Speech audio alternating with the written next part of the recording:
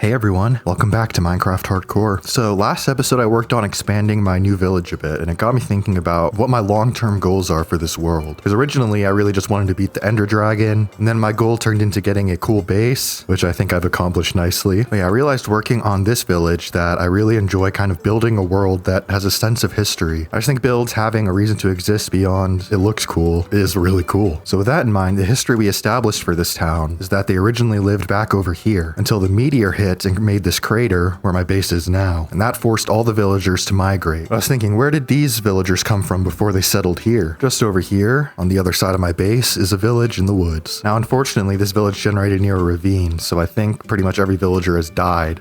Hello? Anyone home? I think there's only one single villager still alive. There he is. So there's our last survivor of this village. But anyways, my idea is this is sort of the original village where all the villagers in the area originated from. So we're going to upgrade and overhaul this village a bit, as well as repopulate it with villagers. And I love this lake with the island in the middle. Definitely some cool potential here for builds. But another question I had while I was thinking about this is why would villagers leave here in the first place to start a new village? And well, this village is completely surrounded by woods. There's not a lot of room to grow food. And so that was sort of why this village was established, and why they didn't just go straight back to their old town. They started a new one because they still needed an area to farm crops. So yeah, I decided to just call this area Oldtown because it's the oldest town and it's where everyone comes from. So step one, get Oldtown connected to everything else. Time to build the Oldtown Road. By the way, be sure to like and subscribe. Senor Chico, you're coming with me. You gotta keep me safe while I work on this path. Morning, chicken. I think the Oldtown Road will split off right here.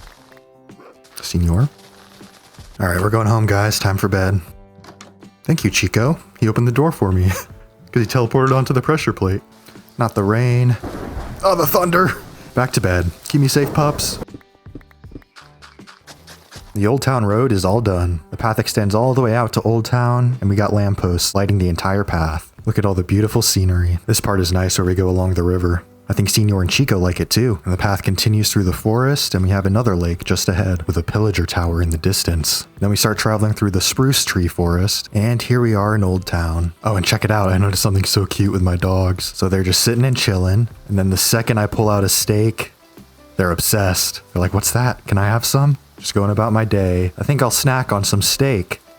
So now that we got a path connected to Oldtown, our next step is to clear out all these trees that are in the actual town, because it's hard to not only navigate, but also to just get a good view. Although, to be fair, there's not that many buildings presently. But still, let's get some of this land cleared. Come on, pillagers. Always gotta show up when I'm trying to get work done. Yeah, let's go, Chico. Get him. Get him, Chico. Let's go. Good to see our villager still alive. You know, he must actually be pretty safe there if he survived all this time. I guess, yeah, it's just kind of a jail cell. Don't worry, I'll rescue you soon. Another pit. No wonder all these villagers went extinct. And that's most of the trees cleared out. Now it's starting to look like a proper town. I think next we'll build a wall. Because I was thinking, if Oldtown is so old, maybe it was part of the oldest event we know of in Minecraft history, which is the Piglin invasion. My idea was that during the Piglin invasion, one of the very first heroes defended this town and built a wall. And that's sort of why Oldtown has been able to persist for so long. It's had this sturdy wall that's been protecting it. So we gotta figure out how big we want the wall to be. I gotta clear out a lot of trees. Wait over here, pup. Stay away from the fire. I was thinking I'd do the wall out of tough bricks because they look kind of old and ancient. Whew, we finally got the perimeter of the wall figured out. It's a pretty big area, so we got a lot of room to build. But first, we got to get this wall higher than one block. Well, I think that's just about all the tough I had, and we got about halfway through, so I'll be borrowing this. Oh, am I literally one block short? You gotta be kidding. Now we need to make sure it's clear all the way up to the surface. Light. So now we just gotta put a glass block right there and dig back down. And now we can give our beacon haste 2, which means we'll mine extremely quick. Ooh, diamonds too. Nice. Oh, this is so fun. Just deleting these blocks. A full shulker box ought to be enough to finish this wall. Now to put this back. Yo, pups. I hope you were good. Beautiful. Soak it in, pups. Oldtown is now walled in. Okay, now this is messed up. How did they get inside the wall? Let's go, guys. Let's go take these pillagers down. Get them, pups. Get them. Whew. You deserve a treat after that one. Although I think I'm realizing now, I'm too scared of something happening to you, Chico. I don't think I'll be bringing you to any more battles. You're just a young pup. Now we got to figure out how we want to use all this space. I guess the first thing we should think about is what are the biggest buildings we want to build? Because we got to make sure there's room for those. I think a tavern and inn would be really cool. And it would make sense as a place for, traders and travelers to rest. So maybe that could go on the island. That might be awesome. And of course we'll have lots of housing, a church maybe. Let's start with a tavern because that's the one I'm feeling the most excited about. So we'll build it right in this island. Let me clear out these trees. Let's get this flattened. That's looking a lot better. So let's say the entrance is right there. It's funny, I have like a very specific vision in my head of how this tavern should look. And I think it's from playing lots of Dungeons and Dragons. So one of the most common places to go in Dungeons and Dragons is a tavern. And so I think I've sort of always imagined the same one. And that's what I'm trying to build here. I'm like trying to envision in my head this exact tavern that I've seen a billion times. So you enter right here, and then the bar would be against this wall on the left. Maybe one block less. Yeah, that feels right. And there'd be stairs going up right here. Look at all the fireflies.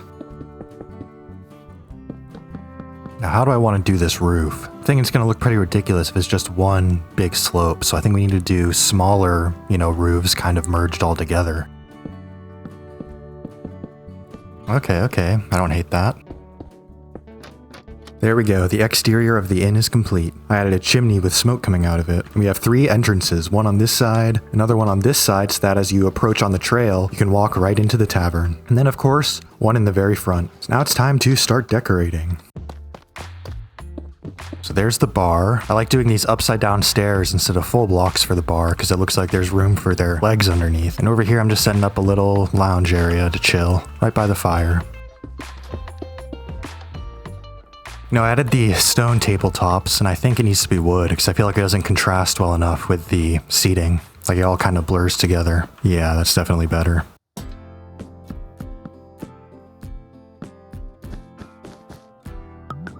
The bar is all decorated. Inside we have tables for all the customers, as well as a cozy little fire pit to hang out at. And over here is the bar, where we have plenty of options for drinks, as well as ingredients to make more. This door leads to the back area, so this is mostly storage in here, with the kitchen being right here. So the cook makes stuff and then hands it out through the window. And the very back room is just the record-keeping room. They got a desk and they got lots of books. I ended up realizing I couldn't hang the lanterns directly from the ceiling because of the fact that these are half slabs. So I ended up doing these boards running across the ceiling, which I think adds a nice bit of detail. And then of course there's a carpet guiding customers either to the bar or over to where the rooms are, which I still need to decorate.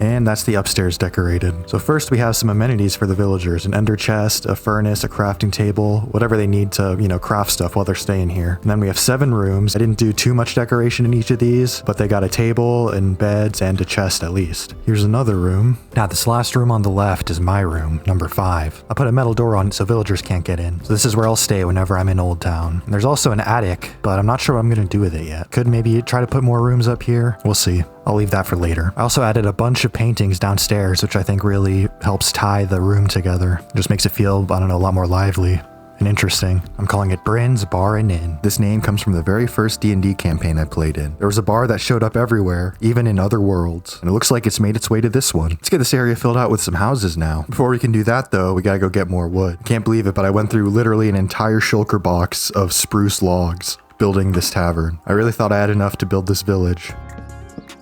Wait, I just got an idea. If I set my beacon to haste 2 and then grow my tree nearby, I'll be able to mine it extremely quick, kind of like with the tuff. Let's set that to haste 2.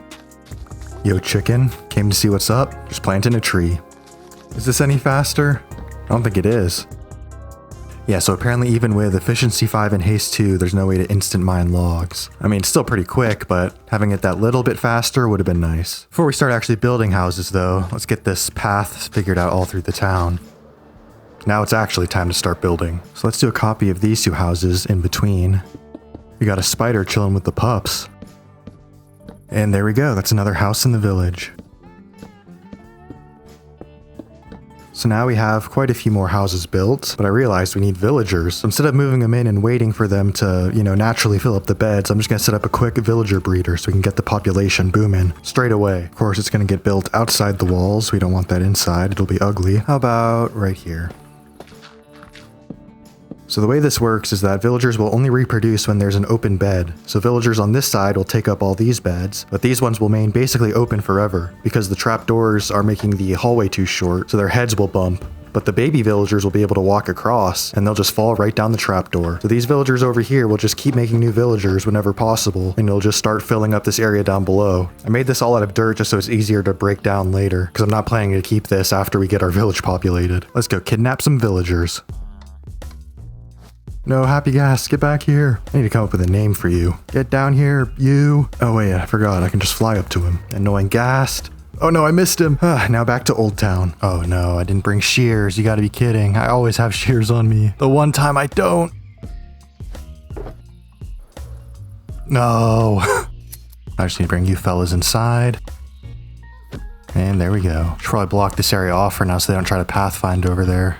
Oh, get out of here, villager. Not allowed over there. You guys back up a little bit, please. Excuse me. And take some bread. Now you two mingle. I have one more villager to go grab.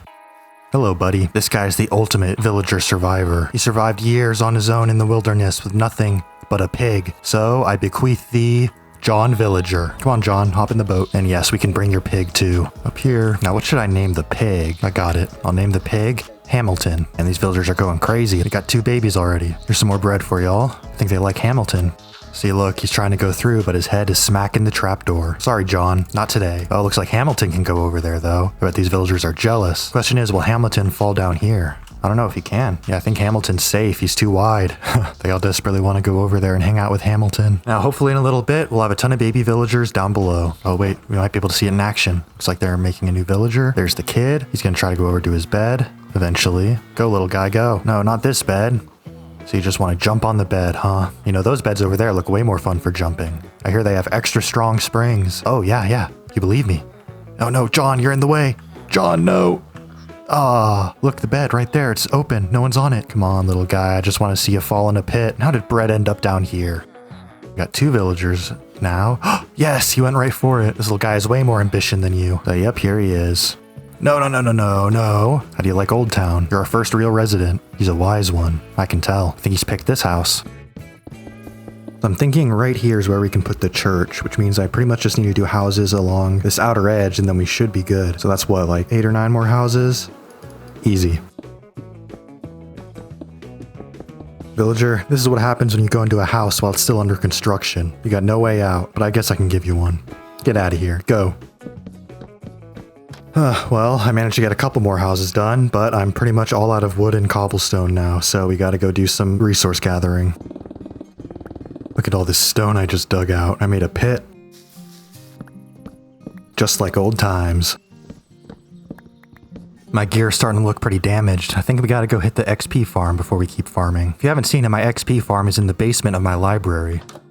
The way it works is that we have these armadillos over a campfire. When I turn the campfire on, they start taking damage. However, because I have a zombie buried underground, they're in their ball form, which means they can't actually take any damage. So if we light the fire, they'll constantly get hit, and then we hit them with a splash potion of infesting, which basically makes it so every time they take damage, they drop a silverfish, and then we just kill all those silverfish for XP. You might have noticed my level went up from last video to this video, because I think I was like level 30 maybe, and now I'm like level 80. And yeah, I just sat at the XP farm for a while, not only to repair my gear, but I wanted to get more levels, because there's something just so cool about being a high level in Minecraft. Because in most survival servers, I'm never above level like 40 because I die before then. So yeah, I think I spent a bunch of levels upgrading some of my gear. So I came to the XP farm and I grinded a bit. This XP farm design is by a creator named Mortings, and I'll put the link in the description. But yeah, this is a really great XP farm. It's pretty compact and I love that I can just have it right in my base. First, we gotta light the fire. Holy crap, I just realized I've been walking around without my totem in my left hand. Where did that go? How long ago did I lose it? I don't even want to know. Yeah, I just stuck it in my shulker box by accident. Ooh, now I feel a lot better. You know, it's so funny. I love the Totem of Undying because I think of it kind of like a Minecraft character's teddy bear. Like they always have to have it on them to feel safe. Anyways, now when I activate this dispenser, the armadillos will get hit by the splash potion of infestation and start generating silverfish for the next few minutes. Look at all these silverfish. I think I have like 15 armadillos stuffed into that little pit above the campfire, so they make like 15 silverfish a second. In real life, I lived in an apartment once that was infested with silverfish. They look way different than they do in the game, but because of that, it brings me a great pleasure to slaughter them for XP. And just like that, all of our items are fully repaired. Let's see what level I can get to before the silverfish run out. Huh, well, I guess that answers our question. Level 81. Okay. That should definitely be enough, finally. So we have dirt, wood, stone, my other items, and this empty shulker box. I'm gonna make sure this is full of basically everything I'm gonna need outside of, stone and wood. I don't wanna have to come back to my base again. Let's make some trapdoors first. We're gonna need tons of those. Get some glass.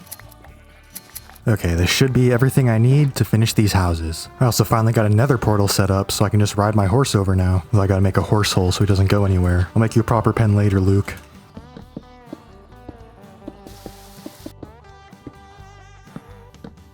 Okay, we're done with the houses and the core infrastructure. This took me like 8 hours in real life. I've been playing Minecraft all day, and I've been loving it. But anyways, I got these bridges installed so that villagers can easily go back and forth to the inn and the rest of the town. And I set up sort of a little town square over here with the bell. We also have lampposts all around the village. There shouldn't be anywhere in town that a monster can spawn. We got villagers actually staffing the bar. Excuse me, 1 glass of water, please. I decided I'm going to build the church right over there. I was liking how open this area looked. I think I'll use stone bricks for this build. It'll make it stand out nicely from the rest of the buildings, which are cobblestone. I mean, it's a church. It's the most important building in town, so of course it's got to stand out. Oh, look over there. Look at all those villagers. You can see just how massive the population is. Look at how many villagers. It's a whole crowd. But yeah, I'm not so sure on the shape, so I think I'm going to plan this sort of inside out. So let's say we put the entrance right there. That's the front door. So I got the layout I wanted, now I'm just sort of building the church around that. I really just wanted to make sure I had, rows of seats and then a central stage.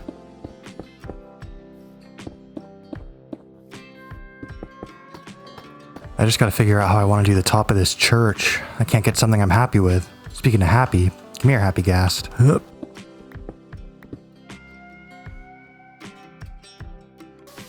think this is the happiest I've been with the top of this tower, so we'll leave it like this for now.